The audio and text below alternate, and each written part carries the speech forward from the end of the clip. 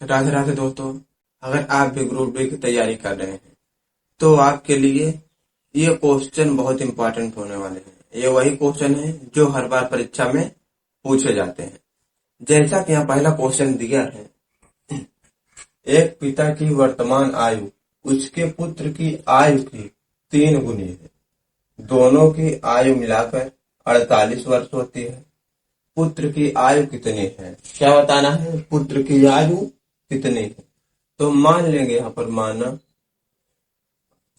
पुत्र की आयु जो है क्या मान लेंगे, यक्स वर्ष है। कितना मान लिए? यक्स। और पिता की आयु क्या हो जाएगी? पिता की आयु क्या बोला? पिता की आयु क्या है? पिता की आयु जो है पुत्र की आयु की 3 गुनी है। ठीक है, तो इसका क्या कर देंगे? 3 गुना कर देंगे, कितना आ जाएगा? 3 यक्स। अब यहाँ पर बोला क्या है? दोनों की आयु मिलाकर 48 वर्ष है, यानी कि इन दोनों की हम जोड़ देंगे, यक्स प्लस 3 यक्स इक्वल कितना आ जाएगा? 48। 3 एक 4 यक्स बराबर 48। 4 से 4 एकम 4, 4 दूनी 8। यक्स बराबर क्या आ गया? 12 वर्ष। तो पूछा किसकी है? पुत्र की आयु कितनी है? तो पुत्र की हमने क्या माना? यक्स, यानी कि यक्स बराबर क्या आ जाएगा? 12 वर्ष। कौन सा ऑप्शन है? Option number D. तो यहाँ पर दूसरा क्वेश्चन दिया है, वह सबसे बड़ी संख्या ज्ञात कीजिए जो 46, 98 और 74 को पूर्णतः विभाजित करती है। यानी कि जब हमसे पूछे बड़ी संख्या ज्ञात करना है, तब क्या करना है? आपको मासा निकाल देना सबका। अगर हम 46 का मासा निकालते हैं, ठीक है, जिसे बोलते हैं HCF, तो यहाँ कितनी बार जाएगा? 2 से काटें, 2 दूनी 4, 2 3 6, 23 एकम 23। फिर दूसरे निकाल देना 98 का, 2 से काटेंगे, 2 दूनी 4, 2 चौक 8, 2 9 18। अब कितने से कटेंगे? 7 7 49, 7 एकम 7। फिर निकाल देंगे 74 का, 2 से काटेंगे, 2 3 6, 2 7 14, 37 एकम 37। अब सब में क्या मिल रहा है? यहाँ पर देखना है, इसमें भी 2 है, इसमें भी 2 है और इसमें भी 2 है। अब इसमें 23 है, इसमें नहीं है, इसमें नहीं है, इसमें 7 है, इसमें नहीं, इसमें नहीं है। यानी कि तीनों में क्या मिल रहा है? 2। तो वह बड़ी संख्या क्या होगी? ठीक है, जो आपकी संख्या आ जाएगी, बड़ी संख्या क्या हो जाएगी? 2 हो जाएगी। जो सब में मिलेगा वही आ जाएगा आपका आंसर, ऑप्शन नंबर बी। तो यहाँ पर तीसरा क्वेश्चन दिया है, एक 6 अंकीय संख्या 6 4 8 यक्स वाई जेड 4 9 और 10 से विभाज्य है। X plus z minus y का मान ज्ञात कीजिए जहां वाई सबसे छोटी संभव संख्या है। वाई क्या है?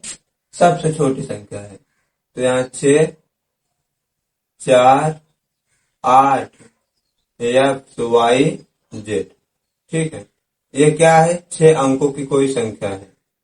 अब हमको पता होना चाहिए 4 से विभाज्य का नियम, 9 से विभाज्य का नियम और 10 से। 4 से विभाज्य का नियम जो होता है, दी गई संख्या के अंतिम क्या हो, 2 अंकों में 4 का अगर भाग जाएगा तो वो पूरी संख्या क्या होगी? 4 से कट जाएगी। 9 से क्या होगा? दी गई संख्या के जो योग है क्या हो, इसका योग में 9 का भाग चला जाए तो पूरी संख्या क्या होगी? 9 से कट जाएगी।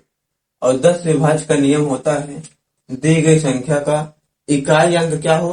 0 हो। अब हम इसको पहले देख लेते हैं। 6 4 10 8 18। अब इसमें क्या आएगा हमारा? एक्स वाई जेड, ठीक है, ये हमारी क्या होनी चाहिए? 18 तो हमारी 9 से कट जाएगी, यानी कि हमारी संख्या क्या होगी? पूरी पूरी 9 से विभाज्य है। अब 4 से विभाज्य और 10, अब इकाई अंक हमको क्या लाना है? 0 लाना है, यानी कि जेड का मान यहाँ 0 आना चाहिए, ठीक है। और यहाँ भी क्या आना चाहिए? 0। या फिर हमको लिख सकते हैं जैसे 18 में ऐसा क्या जोड़ेंगे जो 9 से कट जाए, ठीक है। जैसे हमने यहाँ पर रख दिया क्या, यहाँ लेकिन बोला है सबसे छोटी संख्या क्या? वाई है, तो हम वाई का मान भी 0 रख देंगे और यक्स का मान भी 0 रख देंगे। तो यहाँ पर संख्या क्या आ जाएगी, 6 4 8 1 2 3 0। अब यहाँ 2 अंक में क्या होगा, 9 का भाग चला जाएगा। अगर यहाँ से काटते हम जाएंगे तो पूरा क्या होगा, कट जाएगा। 10 से भाग देंगे, उसमें भी इकाई अंक क्या है, 0 है। और 9 से भाग देंगे तो अंकों का योग क्या है, 18 है, कट जाएगा। अब क्या करना है, पूछा क्या है, x plus z minus y का मान ज्ञात करना है। तो x का मान क्या है, 0, z का मान 0 और y का मान 0। ठीक है, सब का मान क्या है, 0। तो आपका आंसर क्या आ जाएगा, ये प्लस माइनस सब कट जाएगा, आंसर आ जाएगा आपका 0। Option number D. तो यहाँ पर 4 नंबर क्वेश्चन दिया है। 1287 रुपए को राहुल, मोनिका और युवराज के बीच इस प्रकार बांटा जाता है कि यदि उनके हिस्सों में से 36 रुपए, 22 रुपए और 29 रुपए की कटौती कर ली जाए तो उनके पास 17:7:16 के अनुपात में धनराशि बचती है। मोनिका का वास्तविक हिस्सा ज्ञात कीजिए। ठीक है, कौन दिया है, एक दिया है राहुल को, हम आर लिख देते हैं, राहुल, मोनिका और युवराज को वाई। अब क्या बोल रहा है, यदि इनका, इसमें क्या कर रहा है, उनके हिस्सों में से 36 रुपए, राहुल में से क्या कर रहा है, 36 माइनस कर रहा है, और मोनिका में से 22 रुपए और युवराज में से कितना, 29 रुपए। जब माइनस कर दिया जाता है तो क्या बचता है, यहाँ पर 17 और 7 और 16 बचता है। इसके और क्या बचेगा, अनुपात में दिया तो इसको मान लेंगे 17x बचता है, 16x बचता है, और सॉरी यहाँ क्या है 7x और 16x। अब हमको यहाँ पर जब ये इसमें माइनस किए तब इतना बच गया। अब हमको राहुल, मोनिका और युवराज का हिस्सा निकाल लेना है। तो ये कितना आ जाएगा, अगर हम इसको लिखना चाहते हैं तो राहुल का कितना आ जाएगा, 17x, इधर माइनस में इधर आएगा, प्लस हो जाएगा कितना, 36। और ऐसे हम मोनिका का निकाल देंगे, 7x प्लस क्या हो जाएगा, 22। युवराज से कितना आ जाएगा, 16x प्लस 29। अब बोला क्या है क्वेश्चन में, इन सभी का जो योग कितना है, यहाँ दिया है 1287 रुपए को इन तीनों में बांटा गया है। तो तीनों का योग अगर हम करेंगे, क्या है, 17x प्लस 36, फिर plus 7x plus 22 plus 16x plus 29 equal to क्या दिया है, 1287 रुपए। अब इसको क्या करना है, सॉल्व कर लेना। देखो यहाँ पर आ जाए 17, यहाँ दिया है 7, यहाँ दिया 16, 16 16 32 1 33, 33 7 40, 40 से उसके बाद क्या होता है, यहाँ पर 36, 22 और 29। इसको जोड़ देंगे, 6 2 8, 8 9 17 की 7, हासिल लगा 1। फिर क्या होता है, 3 3 2 5, 5 2 7 1 8, कितना आ गया, 87। इक्वल टू क्या दिया है, 1287।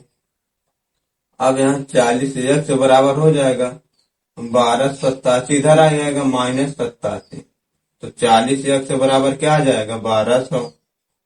1 0 से 1 0 कट जाएगा, 4 से काटेंगे, 4 3 12 1 0। x से बराबर क्या आ गया हमारा, 30 आ गया।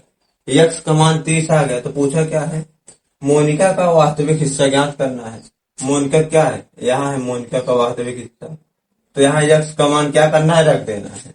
जैसे x का मान रखेंगे तो 7 गुणे x का मान क्या है, 30 प्लस क्या है, 22। अब इसको सॉल्व कर देना है। ठीक है, 70 के 21 यानी 210 प्लस 22 कितना आ जाएगा, जोड़ देंगे, 2 2 1 3 2, कितना आ जाएगा, 232। यही आ जाएगा आपका आंसर, ऑप्शन नंबर डी। तो यहाँ पर 5वां क्वेश्चन दिया है, दो मित्रों आशीष और किरण की मासिक आय क्रमशः 5:8 के अनुपात में है और उनमें से प्रत्येक हर महीने 75,000 रुपए बचत करता है। यदि उनके मासिक व्यय का अनुपात 2:4 है तो आशीष की मासिक आय रुपए में ज्ञात कीजिए। अब मान लें यहाँ पर दिया है क्या, आय तो हम आय का जो अनुपात दिया कितना है 5:8 है, तो हम इसको क्या मान सकते हैं 5x, दूसरे को मान लेंगे 8x। उसके बाद व्यय का अनुपात दिया है इनका, यानी जो खर्च हो रहा है कितना हो रहा है 2 और 4, तो हम इसको मान सकते हैं व्यय 2y और इसको 4y। ठीक है, आय हमारी क्या है x में, व्यय हमारा है y में। अब यहाँ पर दिया क्या है, प्रत्येक हर महीने इतना बचाते हैं, यानी कि आय में जब व्यय खर्च निकाल देंगे तो हमारी बचत आ जाएगी, कितनी आ जाएगी, यानी कि हम पहले आशीष का निकाल देते हैं, किसका, आशीष का, कितना आ जाएगा 5x माइनस 2y बराबर कितना बच रहा है 75,000। फिर दूसरे को दिया है 8x माइनस 4y बराबर कितना बच रहा है 75,000। ठीक, अब दोनों क्या है, यहाँ पर वैल्यू सेम है। अब यहाँ पर एक को क्या होना चाहिए, कटना चाहिए, तो हम इसमें क्या करेंगे, अगर 2 से गुणा करा देंगे एक में, मल्टीपल 2 से जैसे करेंगे तो ये क्या हो जाएगा 5 दूनी 10x हो जाएगा, माइनस यहाँ क्या हो जाएगा 4y।